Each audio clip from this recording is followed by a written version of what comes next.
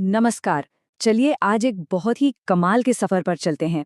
हम देखेंगे कि हमारा ब्रह्मांड, हमारी दुनिया, ये सब कुछ आखिर शुरू कहाँ से हुआ। ये एक ऐसी कहानी है जो हमें हमारी अपनी जड़ों तक ले जाएगी। तो सब कुछ शुरू होने से पहले आखिर था क्या? ये समझने के लिए हमें एक ऐसी स्थिति की कल्पना करनी होगी जब कुछ भी नहीं था। ना टाइम, ना स्पेस, ना मैटर, कुछ भी नहीं। उस कुछ नहीं के बीच में एक चीज थी, सिंगुलैरिटी। सोचिए, एक ऐसा पॉइंट जो इतना छोटा था कि हम सोच भी नहीं सकते, पर उसमें पूरे ब्रह्मांड की ऊर्जा और पदार्थ सब कुछ भरा हुआ था। और एक जबरदस्त ताकत, सुपर ग्रेविटी, उसे अंदर की तरफ खींच रही थी। और फिर आज से करीब 13.8 अरब साल पहले एक ऐसा धमाका हुआ जिसने सब कुछ बदल दिया। उस एक पॉइंट से एक जबरदस्त फैलाव हुआ जिसे हम कहते हैं द बिग बैंग। साइंटिस्ट मानते हैं कि शायद ये क्वांटम उतार चढ़ाव की वजह से हुआ, मतलब ऊर्जा में एक छोटी सी हलचल। हालांकि इसका असली कारण आज भी एक बहुत बड़ा रहस्य है। और कमाल की बात यह है कि ये सब कितनी तेजी से हुआ। 1 सेकंड से भी कम वक्त में हमारे यूनिवर्स के सारे नियम और उसका कच्चा माल तैयार हो चुका था। बहुत तेजी से हुए एक फैलाव, जिसे इन्फ्लेशन कहते हैं, ने चीजों को ठंडा किया। इसी ठंडक से क्वार्क्स जैसे पहले पार्टिकल्स बने और फिर इन्हीं क्वार्क्स ने जुड़कर प्रोटॉन और न्यूट्रॉन बनाए। तो सबसे जरूरी बात यह है कि इस पल से पहले टाइम था ही नहीं। जरा सोचिए, जब सब कुछ एक ही पॉइंट पर था तो टाइम कैसे हो सकता है? टाइम तो तब शुरू हुआ जब स्पेस फैला और एक जगह से दूसरी जगह जाना मुमकिन हुआ। ठीक है, तो अब हमारे पास बेसिक पार्टिकल्स तो आ गए। अब अगला स्टेप था कि इनसे पहले एलिमेंट्स बनाए जाएं। प्रोटॉन और न्यूट्रॉन मिले और बना दुनिया का पहला एटम, हाइड्रोजन।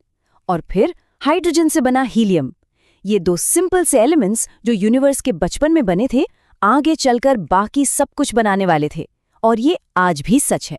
हमारे सूरज से लेकर हमसे अरबों मील दूर के तारों तक, सब में सबसे ज्यादा हाइड्रोजन ही तो है। अब लाखों साल गुजरे और ये जो हाइड्रोजन, हीलियम और धूल के बादल थे ना, वो धीरे धीरे इकट्ठा होने लगे। और यहीं से तारों और सोलर सिस्टम्स के बनने की कहानी शुरू हुई। जरा कल्पना कीजिए, गैस और धूल का एक घूमता हुआ बादल, जिसे नेब्यूला कहते हैं। जैसे जैसे वो घूमता है, उसके बाहरी किनारे ठंडे होकर रिंग्स बना लेते हैं और बीच का हिस्सा और भी ज्यादा गर्म होता जाता है। बाद में इन्हीं ठंडे रिंग से ग्रह बने और बीच का वो धधकता हुआ हिस्सा हमारा सूरज बन गया। इन्हीं नए बने ग्रहों में से एक बहुत ही खास प्लैनेट था, हमारा भविष्य, हमारा घर। लेकिन इसकी शुरुआत बहुत ही उथल-पुथल भरी थी। ये बात है आज से करीब 4.5 अरब साल पहले की, जब हमारी पृथ्वी बनी। लेकिन शुरू में ये वैसी नहीं थी जैसी हम आज जानते हैं। ये तो बस चट्टानों का एक पिघला हुआ, धधकता हुआ आग का गोला थी। और इसी उथल-पुथल के बीच एक बहुत बड़ा एस्टेरॉयड या कॉमेट सीधा पृथ्वी से आ टकराया।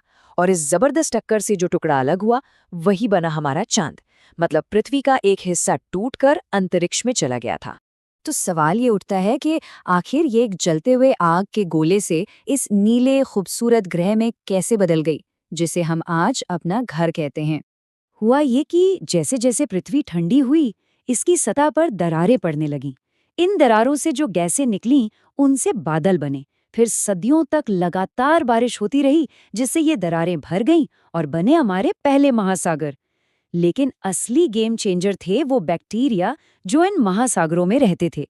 उन्होंने ही पहली बार हवा में ऑक्सीजन छोड़ी। ये बात याद रखने वाली है, हमारे महासागर हमारी हवा में ऑक्सीजन आने से बहुत बहुत पहले से मौजूद थे।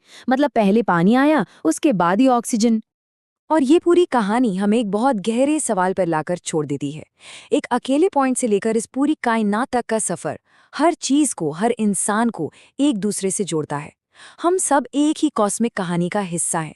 तो अगर सब कुछ एक ही जगह से आया है, तो ये हमें क्या बनाता है?